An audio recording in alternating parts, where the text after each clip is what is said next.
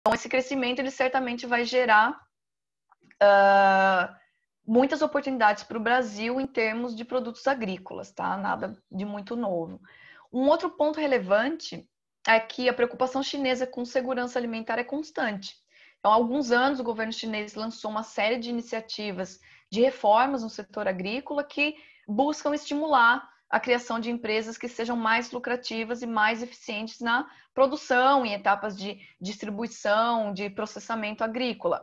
E parte desse esforço inclui exatamente investimentos de empresas em mercados internacionais, né? Não necessariamente na compra de terras, como a gente tem ouvido muito aqui, mas a gente não vê se concretizar tanto, né? Mas o que podemos esperar é que há tendência disso ocorrer mais através de fusões e aquisições que permitam essas empresas chinesas de alimentos a participarem de diversas etapas das cadeias de produção, processamento e distribuição, tá? E essa é uma tendência que deve permanecer nos próximos anos e talvez com um pouco mais de ênfase nesse período pós-pandemia.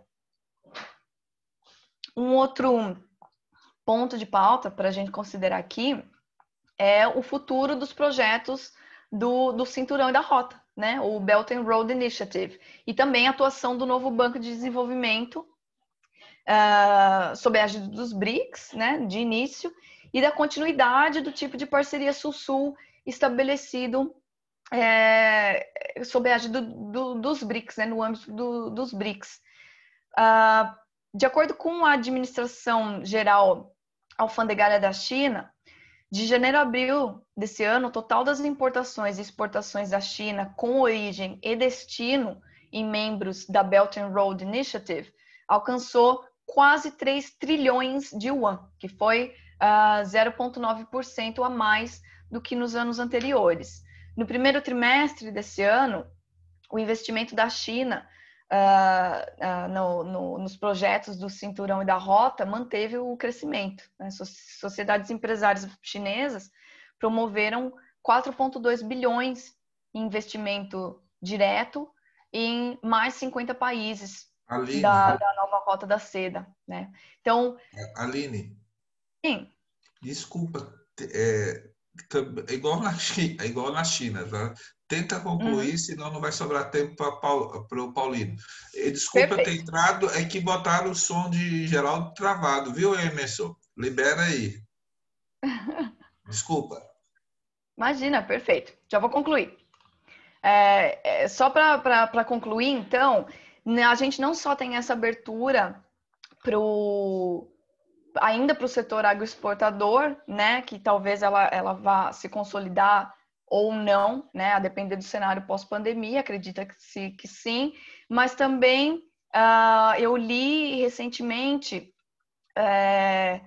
uma análise do Belt and Road que foi publicado pelo Núcleo de Estudos Brasil e China da FGV do Rio, pelos nossos colegas, né, o Evandro, Daniel Veras, Pedro Stenger, dizendo exatamente, dando algumas perspectivas sobre essa era digital que nós estamos entrando e como o Brasil poderia conseguir angariar uma representatividade mais importante, né, ou oportunidades sob o âmbito do novo Banco de Desenvolvimento, né? Tem algumas aberturas, eles concretizaram algumas negociações nesse ano, e algo que foi muito importante para mim no relatório foram as vertentes de investimento, né, sob o Belt and Road no setor de e-commerce, tecnologia, terminais inteligentes, internet industrial, e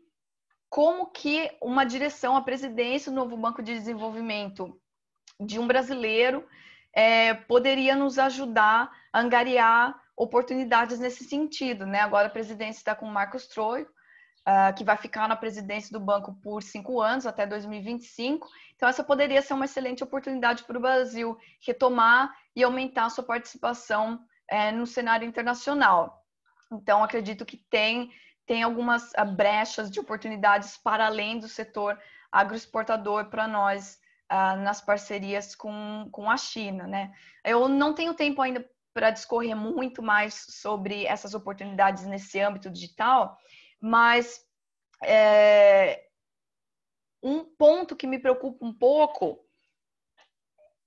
é que a gente está num cenário em que os cortes estão sendo sistematicamente feitos em setores de pesquisa, de ciência e tecnologia, nas universidades, e que é exatamente de onde pode vir os avanços em áreas como desenvolvimento sustentável, por exemplo, ou recursos renováveis, né? Ou a nossa agregação de valor, vamos dizer assim. Então, para mim, isso que nós estamos num momento um pouco paradoxal.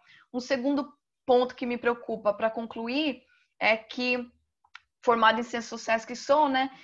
Eu me preocupo com um certo processo de desindustrialização pelo qual pode passar o Brasil, tendo em vista a forte concentração da pauta exportadora em produtos primários, né? Tendência que, em vista dos dados apresentados, ainda vai seguir, pelo menos no curto e médio prazo, né?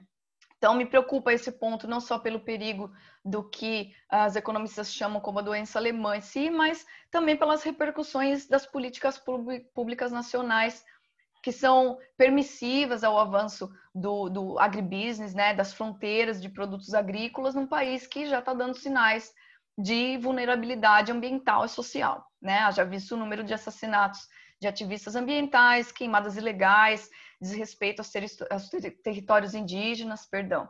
Então, meu receio, em resumo, há muitas oportunidades, ainda que no cenário de pandemia, né, para avançar nas relações com a China, mas nós devemos estar atentos para que a gente não elitize ou setorize os potenciais ganhos que a gente possa ter dessa relação, ok?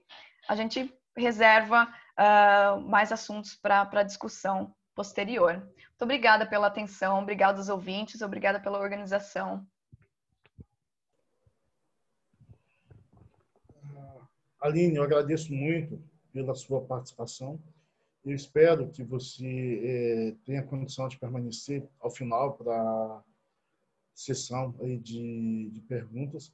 Eu gostaria de registrar aqui também algumas presenças, a da professora Maria Ângela Figueiredo Braga,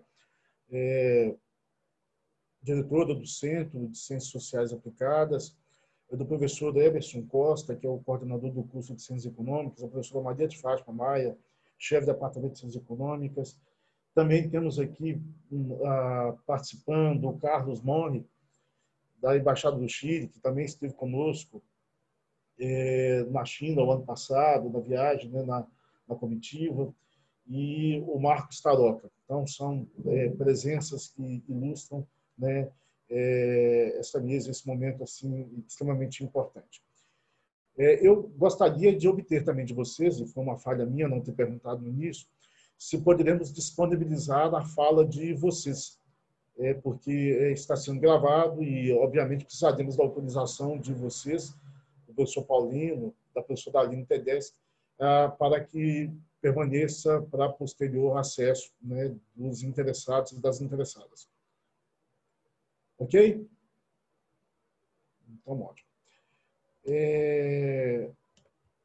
Vamos passar, então, a palavra para o professor Luiz Antônio Paulino, da Universidade Estadual Paulista, Unesp, da Faculdade de Filosofia e Ciências, né, de Marília.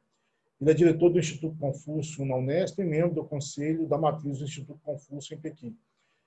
E ele é short-term consultant do Banco Mundial, consultor cultural do governo da cidade de Jining, na China, e supervisor convidado da Universidade de Hubei, Wuhan, na China. Foi assessor especial do Ministério da Fazenda do Brasil em 2003, secretário adjunto da Secretaria de Coordenação Política e Assuntos Internacionais da Presidência da República Federativa do Brasil, 2004-2005, e assessor-chefe do Ministério do Esporte de 2012 a 2014. Portanto, é um professor com uma larga experiência na área das relações internacionais, sobretudo nas relações Brasil-China. Professor Paulino, agradecemos muito a sua presença e, mais uma vez, peço desculpas aí pelos transtornos iniciais para o acesso à sala. Muito obrigado. Bem, bom dia a todos. Gostaria de cumprimentar em particular o professor Marcos Fábio e o professor Geraldo Reis, parabenizar pela organização desse evento, né? Cumprimentar também nossa colega Alina Tedeschi, né, que quem a gente vem trabalhando aí já há vários anos, né? Cumprimentar também o nosso querido colega Carlos Monge, né, que está nos ouvindo lá do Chile, e a todos os presentes aí nesse debate desse tema importante, né? Bem, falando então em perspectivas econômicas das relações Brasil-China, né? Sem entrar assim, em muitos detalhes, uma vez que a exposição da professora Aline já foi bastante detalhada em relação a possibilidades, em relação da situação atual, eu apenas diria assim, inicialmente, que eu acho que as perspectivas são muito boas, né? São muito boas, né? Eu acho que Brasil e China vem construindo aí, esse ano a gente comemora 46 anos de relações diplomáticas, e o Brasil e a China vem construindo aí ao longo desse período uma parceria que vem se consolidando e se firmando ao longo dos anos, né? E sobretudo nessas 2 primeiras décadas do século XXI, essa parceria ela alcançou um nível muito intenso, né? Sobretudo a partir de 2009, como a Aline lembrou, o Brasil se tornou o principal parceiro comercial da China, né? A China se tornou o principal parceiro comercial do Brasil. Então, assim, em linhas gerais, eu penso que essas perspectivas são muito boas, né? Há uma grande complementaridade, né, entre as duas economias. A China tem uma demanda enorme, como a Aline lembrou aí, por sobretudo alimentos, né? E o Brasil, com certeza, está vocacionado para ser aí o principal produtor mundial de alimentos do mundo. É o único país que tem, inclusive,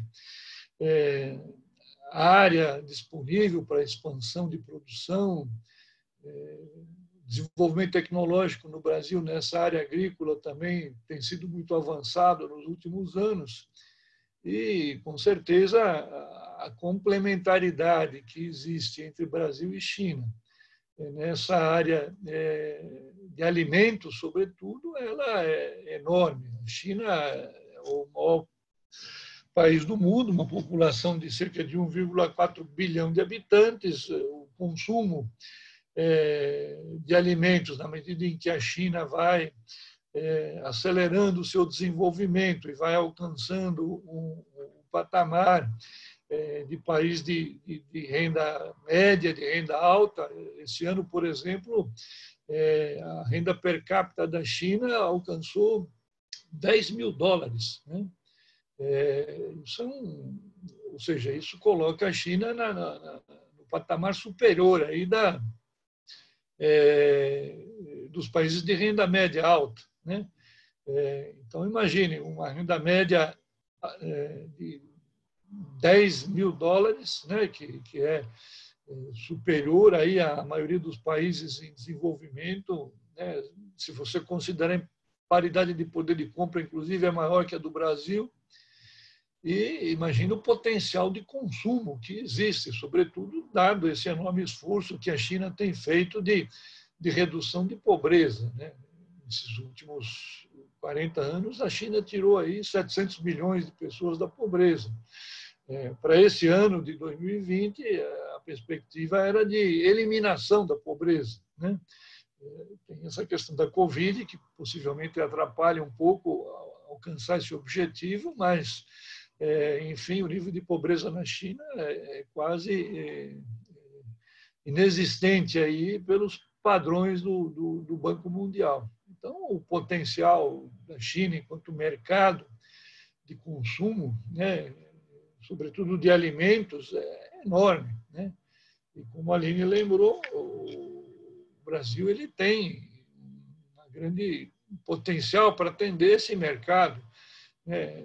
Seja na exportação de matérias-primas, como é o caso da soja, que é basicamente usada para alimentação animal, seja para a exportação de produtos com um maior valor agregado, como é o caso da carne e de outros produtos. O mercado chinês ele é bastante amplo, né? E como a Aline também lembrou, ainda é pouco explorado. A gente realiza todos os anos um seminário lá no Instituto Confúcio que é sobre ambiente de negócios na China, exatamente para mostrar para quem tenha interesse em exportar para a China oportunidades que existem, enfim, mais ou menos como funciona o mercado chinês. E todo ano a gente tem levado algumas empresas que têm tido experiência de exportação na China. E a gente vê que o mercado é grande. Café, por exemplo, né? Você já tem empresas brasileiras exportando café gourmet para a China, mesmo a gente levou uma ocasião um exportador de mel que estava exportando mel para a China. Também levamos lá o pessoal da Miolo, que também, inclusive, já tinha montado, inclusive, uma loja da Miolo em Xangai. Enfim, acho que o mercado chinês nessa área de alimentação ele não se restringe aí a soja, a milho. Ele também tem espaço aí para produtos de maior valor agregado. Então, a complementaridade que existe entre Brasil e China ela é muito grande, ou seja, a China é o maior país do mundo, hoje é praticamente, vamos dizer, o motor de crescimento da economia mundial, com a perspectiva de chegar aí até 2050 como um país de alto nível de desenvolvimento, portanto, com alto nível de consumo, e o Brasil, possivelmente, dentro de todos os países do mundo aí, é o que está talvez melhor posicionado em termos de exportação de alimentos para a China, possivelmente ao lado dos Estados Unidos, que também é um grande produtor aí de commodities agrícolas e de alimentos. Então, acho que, desse ponto de vista, as perspectivas elas são muito boas, né? Como lembrou um dia desses aí o embaixador Caramuru, que num desses seminários aí sobre esse tema, dizendo que o governo chinês vê o Brasil como um parceiro comercial importante com o qual a China deve ter boas relações, né? Então, lembrava que vendemos 70% de tudo que a China importa de soja, 20% de tudo que a China importa de minério de ferro e 11% de tudo que a China importa de petróleo. Então, vejam que o Brasil ele é importante para a China, né? E tanto é importante que você vê que pese aí alguns atritos aí nessa área diplomática, né? Em função aí enfim, da postura aí do governo atual, né, de alinhamento quase que automático em relação aos Estados Unidos, a China ela tem procurado até minimizar esses ruídos, né? Agora mesmo, acho que foi no dia 18, o embaixador chinês agora no Brasil, né, que é o senhor Yang Wanmin, né, que anteriormente era embaixador na Argentina, ele, enfim, toda vez que tem oportunidade de falar, ele não tem, enfim, enfatizado esses aspectos, vamos dizer, de atritos que têm ocorrido aí, sobretudo aí a partir do início do governo Bolsonaro. Mas sempre tem destacado esse aspecto positivo, né? Da amizade entre os dois países, da confiança mútua, da importância que tem dos dois países manterem boas relações. Então, e mesmo porque os chineses, eu penso que têm uma relação muito de longo prazo, né? Eles sabem que, mesmo que a gente tenha aí alguns problemas imediatos aí em função dessa postura atual, né, do governo brasileiro de se alinhar quase que automaticamente aí a metade, né, dos Estados Unidos, ou seja, aos republicanos e ao Trump, né? Eles sabem que isso é conjuntural, que isso não vai permanecer indefinidamente. Eles valorizam, sobretudo, esses 46 anos de construção de relações diplomáticas próximas um do outro, né? E que evidente que não vão querer jogar isso fora por conta de uma situação conjuntural. Então, eu acho que desse ponto de vista, as perspectivas são excelentes.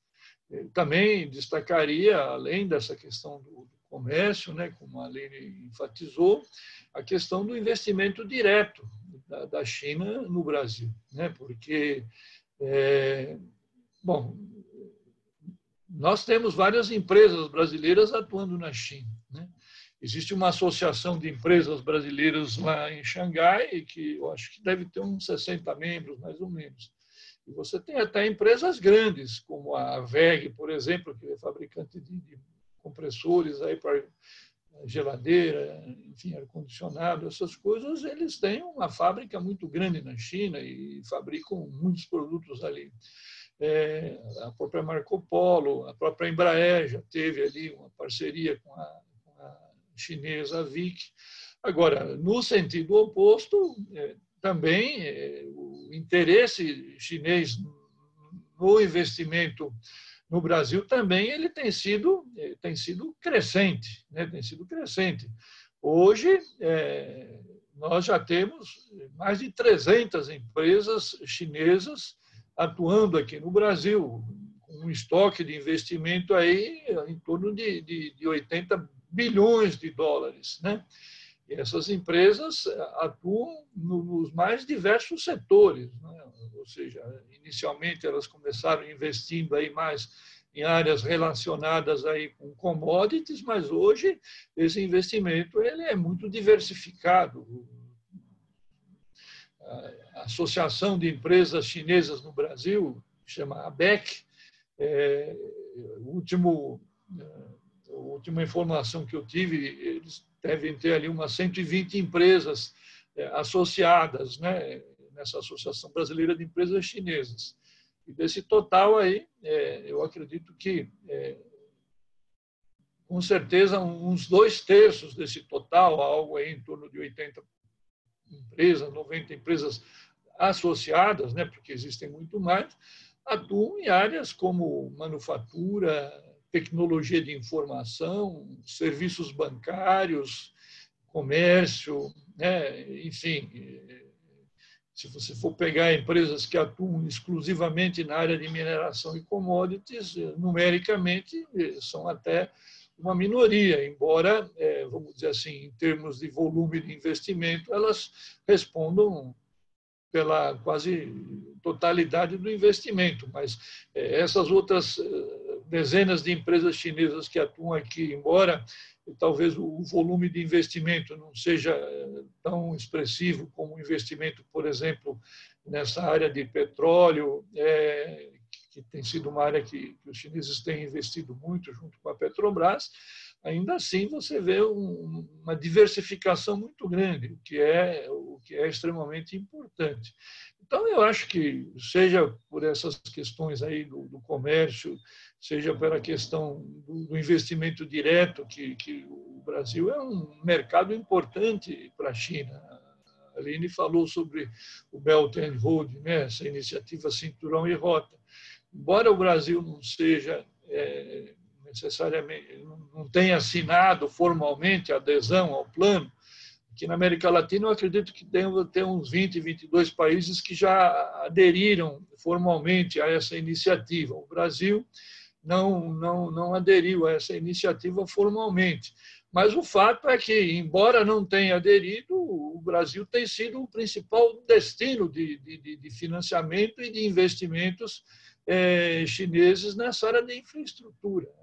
Em novembro passado, quando houve a reunião dos BRICS, né, aqui no Brasil, o presidente Xi Jinping ele anunciou um fundo de 100 bilhões de dólares de investimento aqui no Brasil. Então, e você vê que os investimentos chineses na área de infraestrutura eles estão se multiplicando. Né? Lá em São Luís, por exemplo, essa maior empresa de construção civil da China, bom, a sigla é CCCC, né? Mas enfim, é uma empresa de construção. Eles estão fazendo o maior porto privado ali na ilha de São Luís, que vai ser um importante escoadouro ali de soja, enfim, de outros produtos de exportação para a China, que saem ali pelo Canal de Panamá. Recentemente, essa mesma empresa ela ganhou uma concorrência lá na Bahia para construir a ponte Salvador-Taparica, de 13 quilômetros, também um investimento muito grande. Estão aí de olho nessas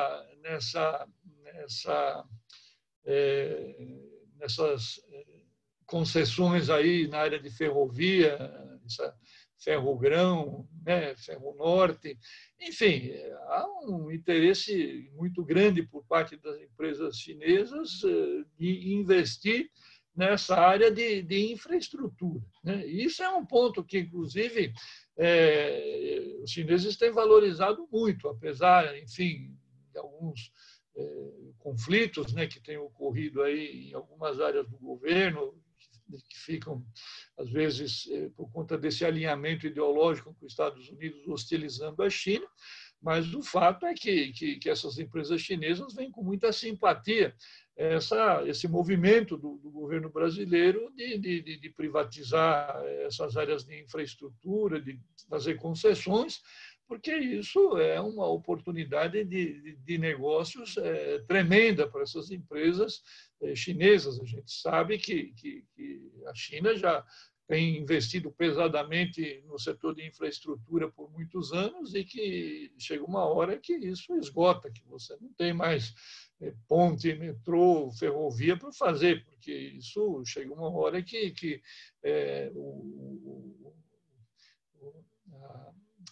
o benefício marginal dessa infraestrutura já não compensa o custo, né? Vai saturando. E essas empresas, é óbvio que procuram oportunidades. Né? O próprio Belt and Road não deixa de ser um projeto que também, desse ponto de vista, procura criar oportunidades de investimento para essas empresas chinesas na área de infraestrutura no exterior. Né? Então, eu acho que, por tudo isso, é evidente que as perspectivas entre Brasil e China são as melhores possíveis. Né? A gente passa aí, como eu disse, por um período aí talvez um pouco turbulento por conta dessas posições aí de alguns setores do governo mais alinhados aí ideologicamente aos Estados Unidos, mas eu acredito que a dinâmica econômica, a questão ela tem uma dinâmica própria, né? Ou seja, mesmo que eu imagino, eu vejo isso uma espécie como um rio, né? O rio ele caminha numa determinada direção. Você pode colocar empecilhos, pode colocar barragem, pode colocar o que você quiser, mas enfim, a água vai se acumulando e ela vai naquela direção, ou seja, vai contornar essas dificuldades, vai explodir essas barragens, porque é uma tendência. Né? Então, eu vejo que pega o caso dos Estados Unidos, nunca as relações entre China e Estados Unidos estiveram num nível tão baixo, tão precário, desde que Estados Unidos e China estabeleceram relações diplomáticas em 79. Entretanto, a China é o principal parceiro comercial dos Estados Unidos e os Estados Unidos é o principal parceiro comercial da China. E isso não tem como ser alterado no curto prazo, em que pese toda essa conversa de desacoplamento da China, dos Estados Unidos, do Trump. Porque eu pergunto, aonde os produtores de grãos, de soja, de produtos agrícolas dos Estados Unidos vão exportar a produção deles? Vão exportar para quem? Vão exportar para o Brasil, que concorre com eles nisso? Vão exportar para a União Europeia, que é uma fortaleza de protecionismo nessa área agrícola? Ele só tem a China como mercado. A mesma coisa o Brasil. O ministro das Relações Exteriores pode falar o que quiser da China, mas o fato é que aonde esses nossos produtores de grãos aí do centro-oeste, do Mato Grosso, aí do norte de Minas, enfim, dessa região aí do Matopiba, né? Vão escoar a sua produção, vão vender soja para os Estados Unidos, né? É evidente que não. Então, essas relações econômicas, essas tendências econômicas, elas têm uma dinâmica própria. Evidente que a política pode atrapalhar, né? Pode atrapalhar, mas ela não vai ter como impedir isso, porque é só ver o que acontece hoje dentro do governo brasileiro. Quer dizer, enquanto você tem ali um pedaço do governo, sobretudo ali o Ministério das Relações Exteriores, uma posição, vamos dizer assim, hostil à China, baseada aí nesse alinhamento ideológico aí com a extrema-direita americana, o que você vê é que dentro do próprio governo, por exemplo, o Ministério da Agricultura é contrário a isso, o próprio vice-presidente, o general Milton Mourão, ele tem uma posição muito diferente, ele é o coordenador da COSBAN, esteve na China, e vê essa coisa a partir de uma outra perspectiva. Então, o fato é que essas questões políticas podem até atrapalhar, mas eu acho que, do ponto de vista econômico, acho que essas tendências elas acabam prevalecendo, né? Evidente que, só para... Já terminou meu tempo ou tenho mais algum tempo ainda para falar? Considerando o tempo da Aline, professor, o senhor teria mais um tempo ainda. O senhor teria aí pelo menos mais uns 5 minutos para poder 5 apresentar. minutos? Tá pelo bom. menos 5 minutos. Tá? Eu vou concluir. Bom, agora, falado isso, então, em termos de longo prazo, eu destacaria que, no curto prazo, evidente que a gente pode ter aí alguns fatores que influam, vamos dizer assim, nessas perspectivas econômicas. E eu destacaria 2 questões. Em primeiro lugar, essa questão do próprio impacto da pandemia da Covid, né? Porque, como a Aline falou, a China ela vai ser o único país do mundo que vai crescer esse ano, né? E o Brasil deve ter aí um encolhimento do PIB aí da ordem de entre 5% e 6%. Ou seja, isso evidentemente que afeta a questão comercial. Do lado da China, como também a Aline lembrou, essa rápida recuperação da China em relação à Covid, isso fez com que a China voltasse rapidamente ao seu nível de atividade quase normal, e isso está impulsionando, evidentemente, as importações chinesas do Brasil, né? Então, como a Aline lembrou aí, de janeiro a junho, os nossos embarques para a China aumentaram em 15% em relação ao ano passado, né? Nós tivemos aí nesse primeiro semestre um superávit de 22 bilhões de dólares e 80% disso, 17,7 bilhões, foi gerado a partir desse superávit com a China, que foi de 28 bilhões de dólares, né? Então, isso é um lado positivo. O lado negativo é que o Brasil parou de importar. É isso que, inclusive, está gerando um superávit comercial grande. O Brasil deve ter, esse ano, um superávit comercial aí na ordem se fala até em 54 bilhões, ou seja, um superávit recorde. Se olhando esse número friamente, você fala, bom, o Brasil está de vento em popa. O fato é que boa parte desse superávit está sendo gerado porque o Brasil não está importando, ou seja, a questão da economia brasileira está com dificuldade aí por conta da crise, né? Em que pese as exportações estarem indo muito bem, sobretudo graças à China, né? Graças à China, porque enquanto as nossas exportações para a China nesse primeiro semestre aumentaram 15%, as nossas exportações para o resto do mundo caíram 15%, ou seja, a China é quem está puxando, vamos dizer, esse superávit comercial, esse comercial brasileiro, né? Mas é evidente que o fato da China estar avançando, o fato do Brasil estar recuando, isso é um problema, não só nessa questão comercial, como também do fato de que a distância relativa entre os dois países vai aumentando cada vez mais. Ou seja, enquanto a China se aproxima cada vez mais dos Estados Unidos, e por conta dessa questão da Covid, aí, possivelmente o PIB chinês vai ficar igual ao PIB americano em 2028, até 2 anos antes do que estava se prevendo, a nossa distância em relação à China vai não só em relação da China em relação ao Brasil, mas da China em relação à Índia, por exemplo.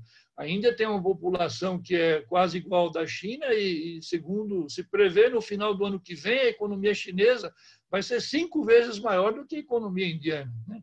Então, isso está criando também um distanciamento entre a China e os países em desenvolvimento, enquanto ela se aproxima cada vez mais dos Estados Unidos, né?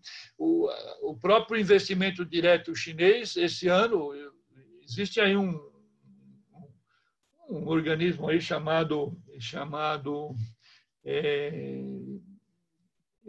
Global Investment Tracker, que é ligado a essa fundação Heritage dos Estados Unidos, que faz um monitoramento dos investimentos chineses no mundo, né? E eles captam só investimentos acima de 100 milhões de dólares. E o ano passado, de acordo com esse organismo aí, o Brasil tinha recebido 4,6 bilhões de dólares de investimento direto. Esse ano, se você entrar lá no site, está zero, né? Ou seja, não houve nenhum investimento acima de 100 bilhões de dólares da China no Brasil, exatamente por conta da crise. Então, isso acho que atrapalha. Com relação a essa questão da disputa China e Estados Unidos, eu acho que isso também pode provocar ruídos, né?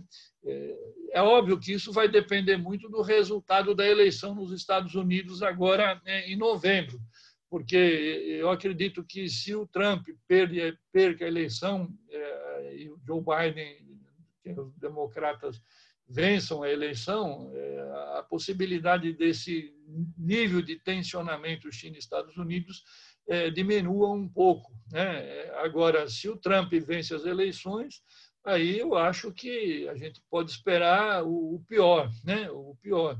E quem está acompanhando aí as eleições, você vê que, embora o Biden apareça aí com uma vantagem aí de cerca de 8% na média das pesquisas em relação ao Trump, essa vantagem está se diminuindo rapidamente, né? Diminuindo rapidamente. Então, eu penso que não, o resultado da eleição americana, embora muita gente até algum tempo atrás achasse que os democratas iam ganhar, eu acho que gente tem que colocar as barbas de molho aí, porque não me parece que esse quadro esteja tão bem definido, né? Não é o tema aqui da nossa discussão, mas eu acho que isso vai impactar, né? Porque, por exemplo, essa questão do 5G, o Trump está tentando forçar todos os países aliados aí a não aceitar a participação da empresa Huawei no fornecimento de infraestrutura 5G, né? Alegando aí questões de segurança, mas na verdade é que eles não querem que as empresas chinesas avancem para essa área de alta tecnologia que é dominada hoje pelos Estados Unidos, né? Então, para eles não tem muito problema da China produzir e exportar coisas de baixo valor agregado, né? Mas agora a China querer exportar equipamentos de alta tecnologia, aí já começa a pisar no calo dessas grandes empresas americanas que dominam essa área, né? Então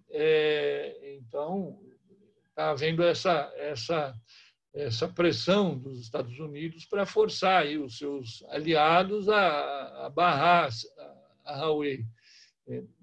A Inglaterra já fez isso, outros países já fizeram. Aqui no Brasil, o leilão da 5G era para ser feito agora em novembro, foi cancelado e transferido para o ano que vem, exatamente em função dessa indefinição. O Ministério das Relações Exteriores e o Gabinete de Segurança Institucional já fizeram relatórios apoiando a posição americana de deixar a Huawei de fora, mas outros setores do governo são contra, sobretudo o Ministério da Agricultura, por conta dos efeitos que eles acham que isso pode ter aí sobre essas relações comerciais, né? Então, eu penso que isso talvez seja um fator de ruído importante, porque eu acho que se chegar o ano que vem, se o Trump se reelege, né, e se o Brasil insistir, ou se o Brasil adotar essa posição de excluir a Huawei, eu acho que isso vai ser uma espécie de divisor de águas aí nas relações bilaterais. Não sei em que medida isso pode criar ruídos aí nessa questão comercial. Mas, enfim, assim, só para colocar inicialmente, são esses pontos aí que eu gostaria de discutir. Mais uma vez, agradeço aí a oportunidade.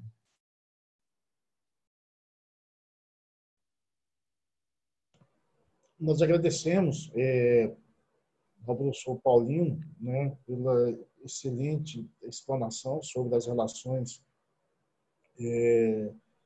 Brasil-China. Nós já temos aqui duas perguntas no chat que eu até compartilhei, direcionada a vocês dois. A primeira pergunta, só um instante, por favor, é da professora Luciana, do Departamento de Ciências Econômicas, que ela diz o seguinte: como você afirmou, a demanda por produtos brasileiros é crescente. Nessa perspectiva, você acredita em uma ação regulamentadora desse governo de forma à promoção das exportações de maior valor agregado para o Brasil, tendo em vista os acordos bilaterais Brasil-China? E para o professor Paulino, a Luciana apresenta a seguinte questão: você acredita em ganhos para a economia brasileira em termos de investimentos produtivos diretos a partir da introdução do chamado Banco dos BRICS, tendo em vista a necessidade da economia brasileira de receber apoio financeiro para gerar condições infraestruturais favoráveis à atração dessa atividade produtiva direta?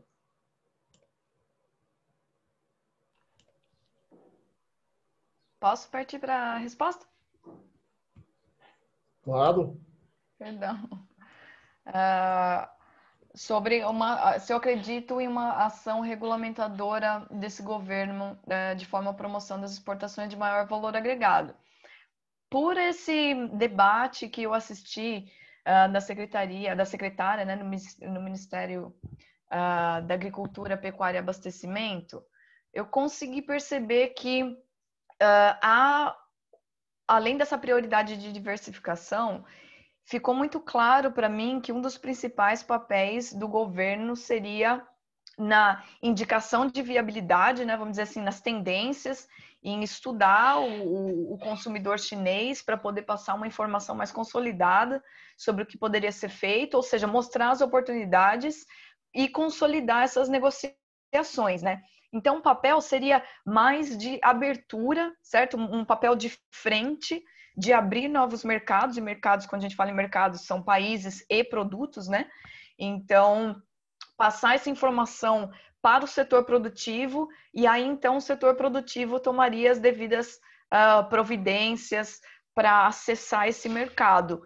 Uma ação regulamentadora, ela é possível na medida em que tem maior fluxo de produtos nesse sentido, entendeu? Então, eu acredito sim que conforme a demanda por produtos também de maior valor agregado, se somente se o setor produtivo brasileiro conseguir estar a par, né, do estabelecimento em mercados internacionais, vamos falar sobretudo no chinês, né? Se o setor produtivo brasileiro conseguir alinhar nesse sentido, então isso também vai gerar uma demanda por maior regulamentação, especialmente se tratando de produtos que necessitam de uma fiscalização sanitária mais rígida, né? Como dito anteriormente, o Brasil ele é considerado um parceiro viável, não só pela qualidade dos produtos, né? E de fato a gente tem uma regulamentação nacional mais rígida do que aparentemente na China com relação a isso. Mas também em termos de quantidade. Então, conforme a gente tem essa, vamos dizer assim, essa caminhada paralela de demanda, a gente também pode ter, sim, uma ação regulamentadora para produtos de maior valor agregado. Agora, quais seriam esses produtos, quais seriam essas áreas que demandariam nessa ação regulamentadora? Aí vai depender muito, inclusive tem uma outra pergunta relacionada com isso, sobre o quanto de valor agregado a gente consegue colocar nesses produtos, né?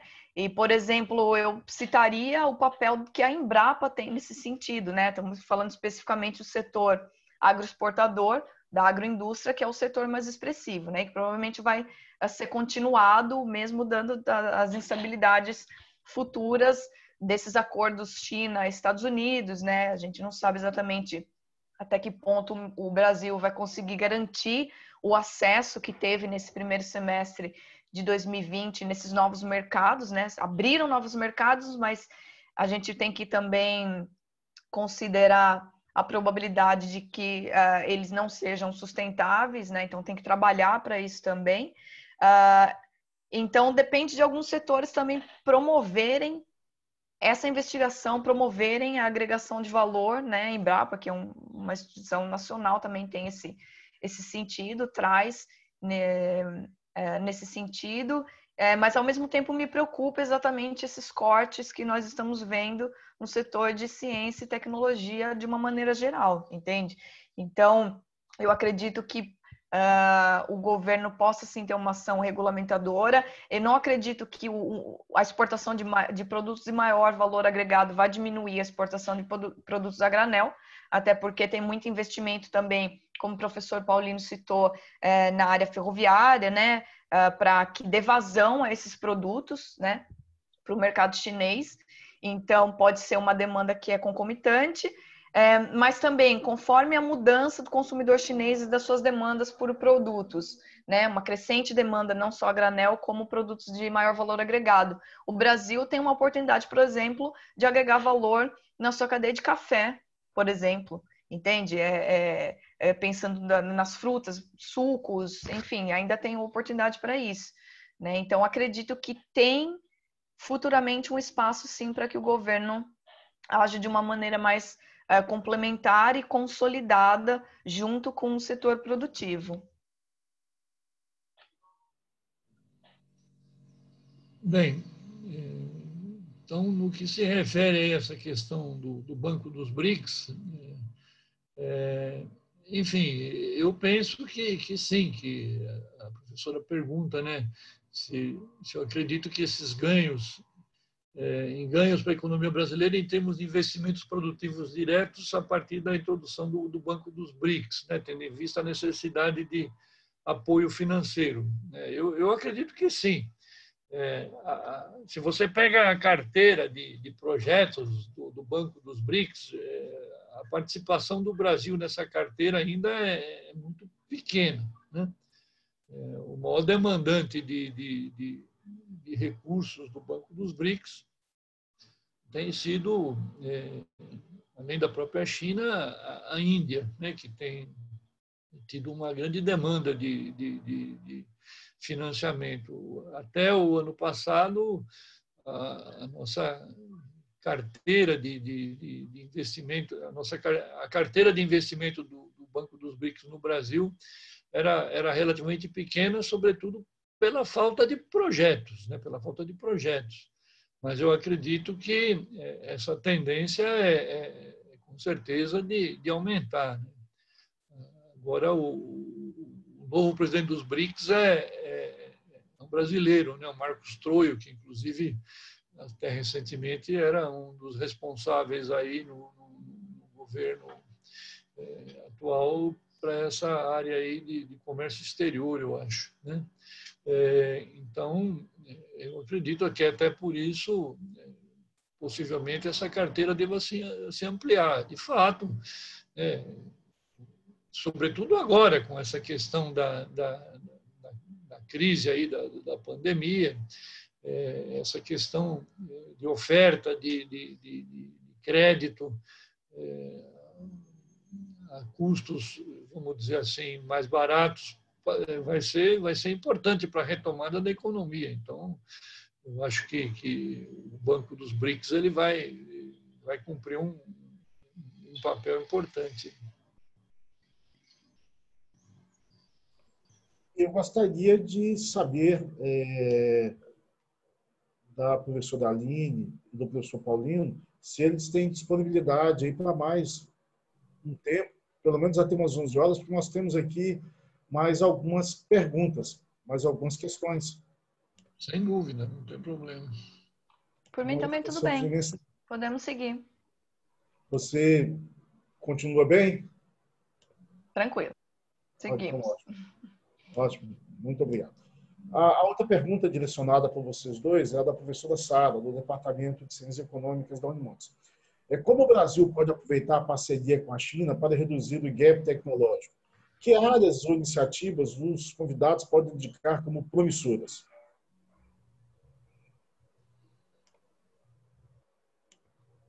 Posso? Rapidamente? E passo para o Paulino. Pode ser?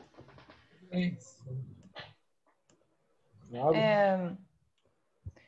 Eu, nesse sentido, me sinto um pouco saudosista quando me lembro do começo das relações de parceria estratégica do Brasil com a China, quando eles desenvolveram, ainda no final da década de 80, né, os satélites, né, de sensoriamento remoto, os CIBERs.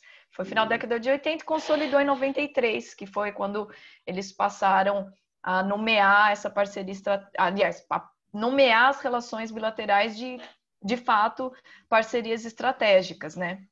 E o desenvolvimento desses satélites naquele momento foi considerado um paradigma de cooperação sul-sul, né? Porque previamente os dados de sensoriamento remoto eles eram hegemonicamente dos Estados Unidos, não eram disponibilizados para todo mundo, né? E a partir dessa parceria eles puderam desenvolver os satélites que ajudaram não só com a urbanização da área oeste chinesa, como aqui no Brasil também, a ter uma melhor coordenação e fiscalização da nossa área amazônica, por exemplo, né, e de projetos de infraestrutura. Então, isso foi um grande símbolo lá no começo da parceria estratégica.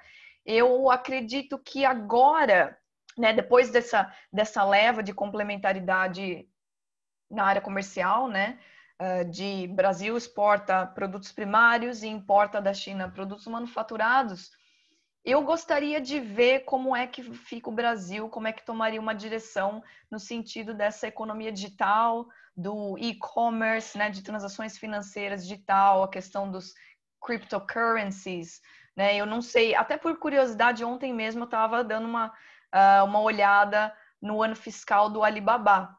Eu vou citar para vocês rapidinho, eu só vou precisar achar aqui no meu arquivo Mas no site, tá, que exatamente esse ano, né, no primeiro semestre, eles tiveram uma ampliação recorde, né? Eu não vou conseguir achar agora. Eu não quero também tomar muito tempo, mas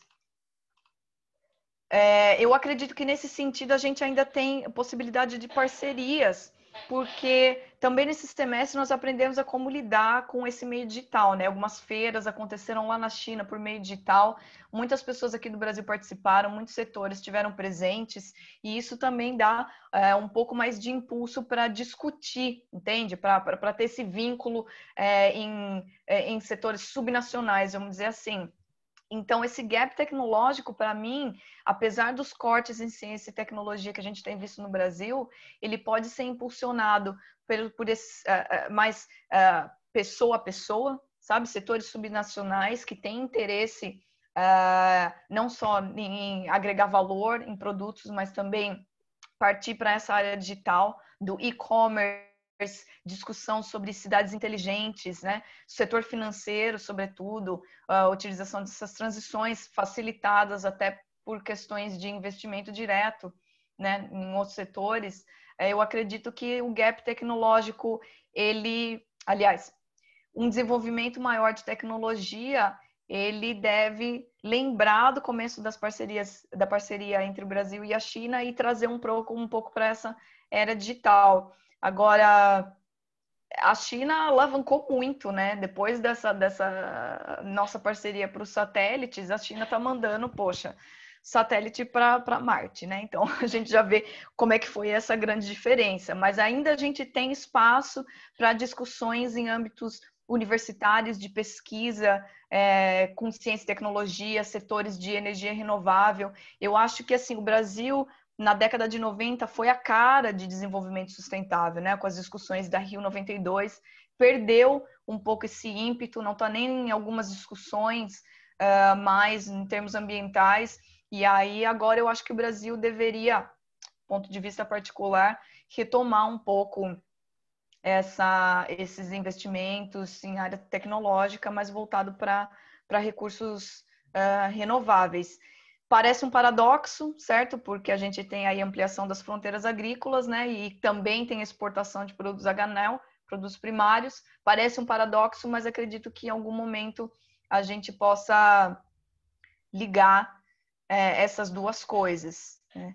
Então, é necessário que é difícil porque os setores, a intenção do governo é exatamente cortar custos, entende? É exatamente no momento onde parece que os investimentos estrangeiros vêm tomar esse espaço, né? E também setores produtivos daqui do Brasil. Espera-se que o setor privado ele tome esse espaço que o governo está se retirando.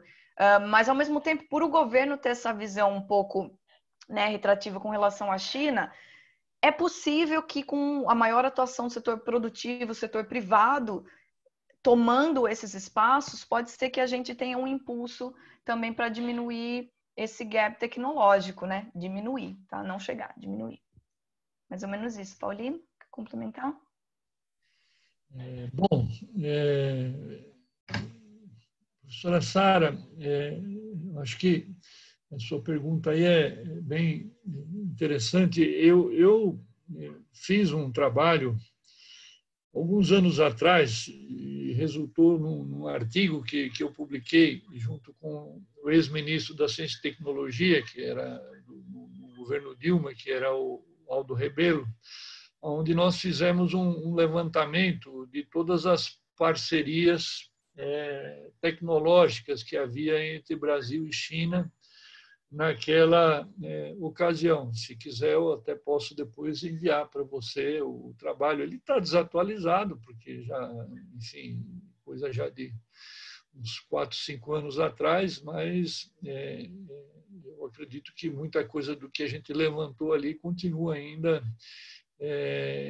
existindo. E, de fato, eu acho que essa parceria tecnológica entre Brasil e China ela é muito grande e abarca áreas aí que às vezes a gente nem tem muita dimensão do que esteja acontecendo, porque Tanto há parcerias aí, por exemplo, ao nível da Embrapa, nessa área da agricultura, você tem parcerias aí também na área de nanotecnologia, na área de tecnologia de informação, na área de clima, né? Tem essa questão aí do satélite de funcionamento remoto, aí, os CIBERS, que a professora Aline acabou de mencionar.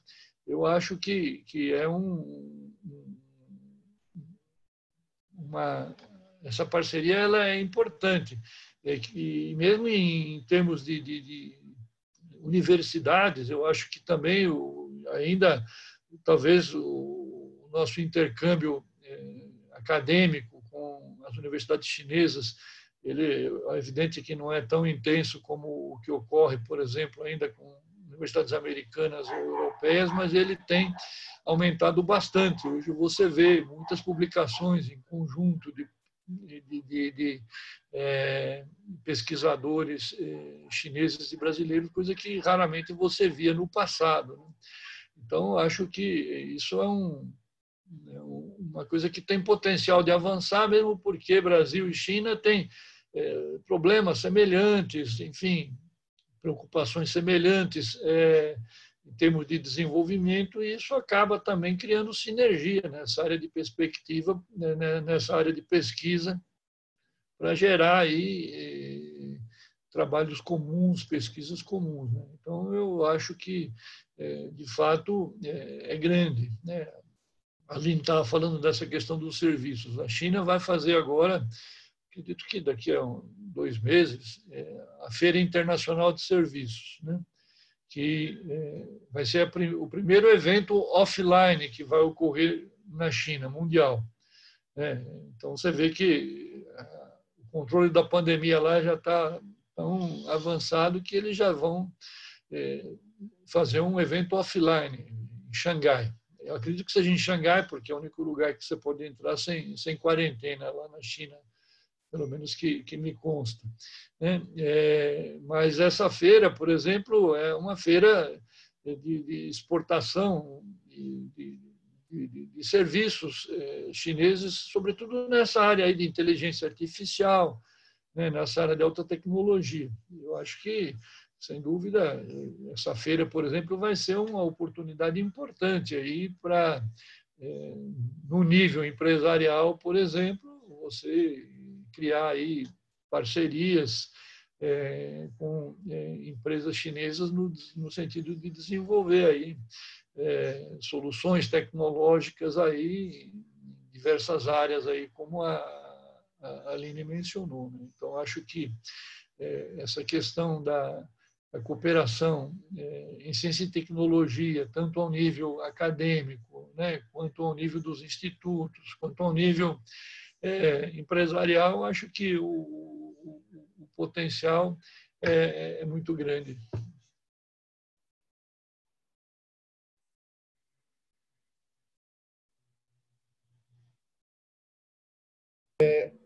Uma outra pergunta que veio aqui pelo chat, da Gisele Ferraz. Vocês acreditam que a estratégia de desenvolvimento chinesa de integração regional, China, países do Sudeste Asiático, seria uma estratégia interessante também para o Brasil, a América Latina? Optar por uma integração regional enquanto estratégia de fortalecimento econômico para a maior inserção das cadeias de valor é interessante, possível? Uma pergunta para vocês dois. Vou falar muito rapidamente, aí passo para o Paulino de novo, né? A gente faz esse jogo. Poxa, eu não tenho visto nem notícias mais avanços nessa discussão do Brasil com a América Latina, né? A gente tem algumas áreas, espectros como CELAC, CEPAL, mas eu imagino que esse método de articulação das cadeias globais e em termos regionais, aqui para a gente está muito comprometido, né? Bom, tanto em termos de economia, porque nós, por exemplo, estamos exportando mesmo, né? O fluxo comercial é menor, os nossos produtos eles competem, como também a gente não tem muito essa articulação. Na verdade, o Brasil está um pouco de costas, né? nesses termos. Inclusive, a gente tinha a proposta da IRSA, eu me lembro, de fazer a interoceânica passando ali, né,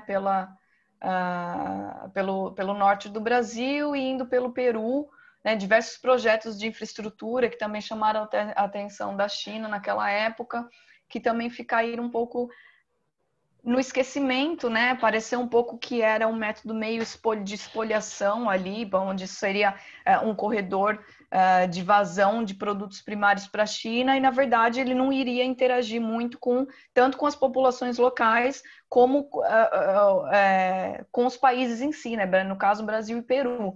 Né, como se daria essa articulação de produtos? Seria benéfico para a gente aqui, local, ou seria somente benéfico para a China por causa da vazão dos produtos primários?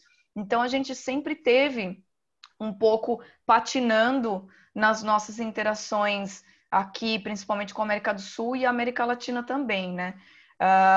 Isso foi um pouco agravado por questões políticas mais recentes, né? Com as eleições também as relações ficaram um pouco talvez desgastadas, as conversas foram se desgastando, né, depois dessa década de 2000 a 2010, que teve o boom das commodities, e aí ressurgiram essas discussões, como eu disse, né, no âmbito da IRSA, do Cone Sul e tal, e foi passando um pouco para relações mais fortemente bilaterais. E eu acredito que a gente ainda esteja um pouco nesse momento, entende? Em 2012, o Brasil e a China alavancaram as relações para parceria estratégica global, e aí eles começaram a focar não tanto na complementariedade comercial, que já estava consolidado na década de 2000, mas uma discussão mais global, de assuntos globais, como posicionamentos nas Nações Unidas e tudo. Então, fortaleceu, de certa maneira, uma cooperação sul-sul, e depois ela foi consolidando ainda mais nas relações bilaterais, né, entre Brasil e China. Então, acho que a estrutura dessas interações, elas são muito diferentes, né? A estrutura aqui da interação que seria do Brasil com a América Latina e da China com o Sudeste Asiático, ela é muito diferente, né? Eu acredito que hoje, nesse contexto, ela não é muito viável. Paulino? Professor Paulino? Eu penso que aí você tem dois aspectos, né, a considerar. Bom, sem dúvida que um maior nível de integração regional para o Brasil, eu penso que seria benéfico, né, independente de qualquer coisa. É uma pena que essas iniciativas de integração que tiveram início aí nos governos passados estejam passando aí por um certo processo de desmonte aí, né, em função dessas novas orientações aí de política externa, que tem a ver, eu acho, com esse aspecto mais geopolítico, né, de que hoje a América Latina como um todo, ela se tornou uma espécie de área de disputa, de influência, né, entre China e Estados Unidos, né? Os Estados Unidos sempre consideraram essa região como seu quintal, né, e vem com muita desconfiança, né, essa crescente aproximação dos países aqui da América Latina com a China. Então, ficam tentando, de certa forma, sabotar, vamos dizer assim, esse processo de integração de todas as formas possíveis, né? Esse vice-presidente americano, que é Mike Pompeo, né? Que é, vamos dizer, o grande porta-voz dos Estados Unidos, né? Dessa radicalização contra a China, teve aqui uns meses atrás, eu não me lembro, acho que foi no Chile, né, dizendo, olha, a América Latina tem que tomar cuidado com os Estados Unidos, para não, com a China, né, para não,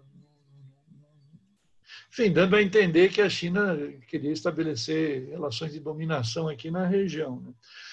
Na verdade, o que eles não querem é que a América Latina saia do dentro daquela perspectiva da doutrina Monroe, né, de que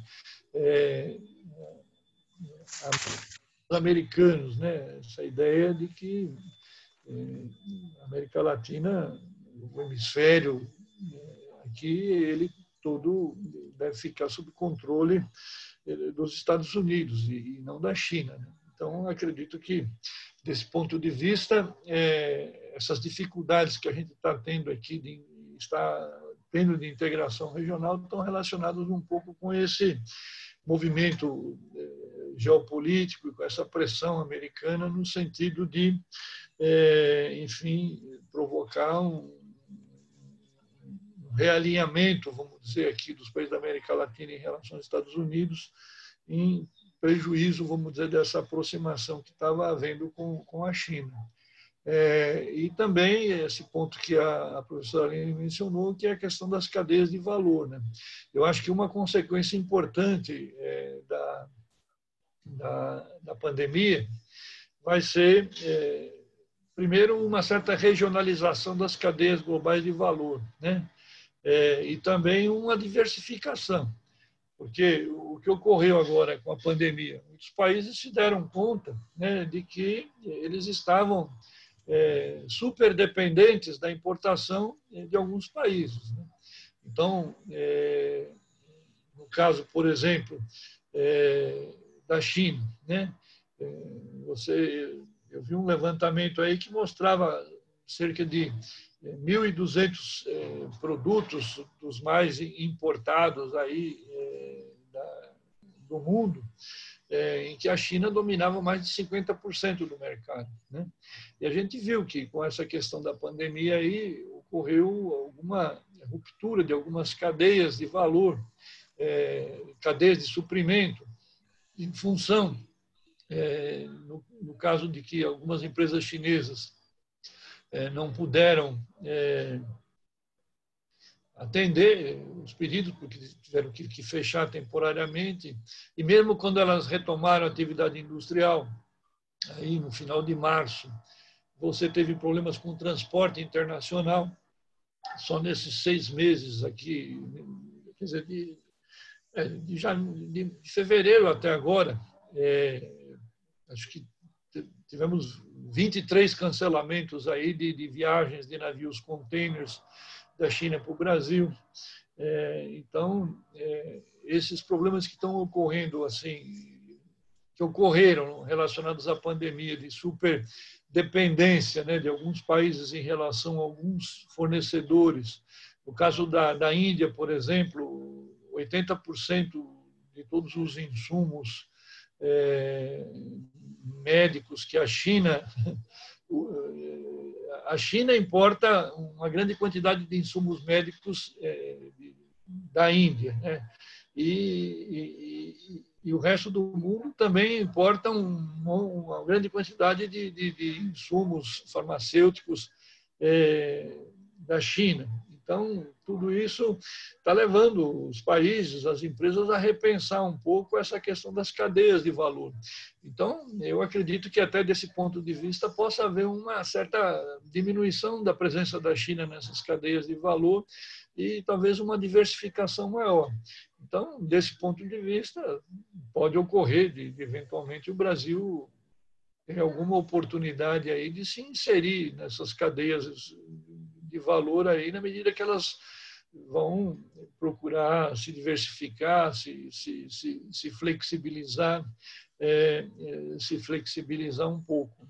Apesar que o Brasil tem um problema sério, que é essa questão da gente estar no hemisfério sul e todos os grandes mercados no hemisfério norte. Então, na medida em que você tem um problema de distância, ainda tem algumas dificuldades do ponto de vista, né, da nossa abertura comercial, tudo isso dificulta um pouco essa inserção maior do Brasil nas cadeias globais de valor. Agora, essa questão da integração latino-americana, sem dúvida, ela é a lição de casa que a gente deveria estar fazendo, porque também não tem jeito de querer se integrar com cadeias de valor do resto do mundo se a gente não consegue nem, vamos dizer assim, promover uma integração maior ao nível da América Latina.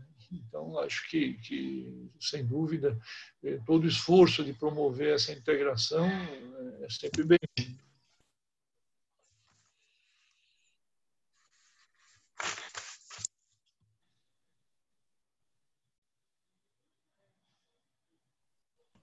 Eu passo a palavra para o professor Marcos Chave, que vai fazer as considerações finais. Eu agradeço profundamente a professora Aline Tedeschi e o professor Paulino. Muito, muito, muito obrigado mesmo. E a todas e todos que estiveram presentes. Muito obrigado, Geraldo. Parabéns pela condução. Obrigado, Aline, aí, pelo esforço. A gente sabe da sua condição. Tinha uma infinidade de outras perguntas que as pessoas passaram. Quando a Aline fala da questão de oportunidades, também o Paulino colocou, do desdobramento da questão do agro, mas isso também tem um problema da desindustrialização, moceiro, tem muita gente tratando disso. Só isso aí já daria uma outra palestra, o Paulino falando da questão da agricultura. A gente pode expandir a produção sem incorporar novas áreas, né? O ministro Roberto Rodrigues, aquele trabalho da FGV, né, com a FIENG e com a FAENG, tem grandes oportunidades. A questão dos investimentos chineses do Brasil, ou seja, nós temos tempo aqui para ficar o tempo todo, tá? Mas a ênfase agora era na questão do Brasil. Eu não vou fazer pergunta, eu vou fazer um convite, ok? Tanto para a Aline quanto para o Paulino, depois a gente desdobra, só vou te dar a ideia original aqui. Um tema que perpassou foi esse avanço da China e a disputa com os Estados Unidos, e o Brasil está no meio espremido. Tá? Então, o convite é o seguinte: vamos discutir a questão da China, da ascensão da China e a questão do mundo na questão tecnológica. A gente chamaria vocês, né? Vocês dois, que dá esse panorama geral, porque a gente quer discutir o mundo, mas onde que o Brasil entra nisso? Tá? Discutir o mundo é bom, mas qual o nosso papel no mundo? Isso que interessa, tá? E a gente agregaria um pessoal da RUST, né, da Universidade de Tecnologia lá de Wuhan, que a gente já está fazendo contato, e também o Su Chodolski, que é o presidente do Banco de Desenvolvimento de Minas Gerais, e ele foi diretor do novo Banco de Desenvolvimento, do Banco do BRICS, tá? Então, está aqui o convite, e a honra do encerramento é do professor Geraldo, que é o condutor da mesa, viu? Fica o convite para vocês. Obrigado. Obrigada, Marcos. Ótimo, já aceito o convite. Eu também fico... Novamente reitero os agradecimentos, sobretudo aí por a gente ter extrapolado, né, um pouco o nosso tempo. Eu gostaria aí de reiterar a todos, né, que no restante das semanas teremos ainda uma discussão muito rica no dia 4, às 19 horas, né? E, portanto, e na próxima semana, a discussão mais no campo da microeconomia. Eu agradeço profundamente, né, a presença da professora Aline Tedeschi, do professor Paulino. Esperamos revê-los, né, em próximas oportunidades, tanto, né, nesse ambiente acadêmico aqui no Brasil, como também, de repente, uma nova viagem à China. E agradecemos também a coordenação e ao Departamento de Economia, ao Colegiado do Programa de Pós-Graduação e Desenvolvimento Econômico e Estratégias Empresariais, pela organização da 16ª Semana da Economia. Bom dia a todas e a todos. Mais uma vez, muito obrigado. Se vocês quiserem fazer algum comentário final, por favor, estejam à disposição. Eu agradeço aí. Fico à disposição aí para outras discussões. Agradeço o convite aí do professor Geraldo e do Marcos Fábio e dizer que foi um prazer aí compartilhar essa mesa com a professora Aline Tedeschi. Na verdade, nosso próximo encontro vai ser no Chile, não é? Próximo é virtual, né? Vai ser no éter. É questão da supraterritorialidade, né? ocupando espaços que não são ocupáveis. Vamos nos encontrar num cabo submarino.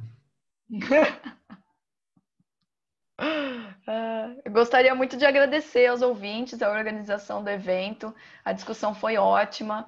Acredito que eu e Paulino a gente tenha contribuído um pouquinho para avançar no entendimento das relações do Brasil com a China, já que a gente trabalha há tanto tempo com isso, né? Então foi uma honra estar aqui com vocês nessa manhã. Obrigado, Marcos, obrigado, Geraldo, obrigado, Paulino, aos ouvintes e à organização do evento.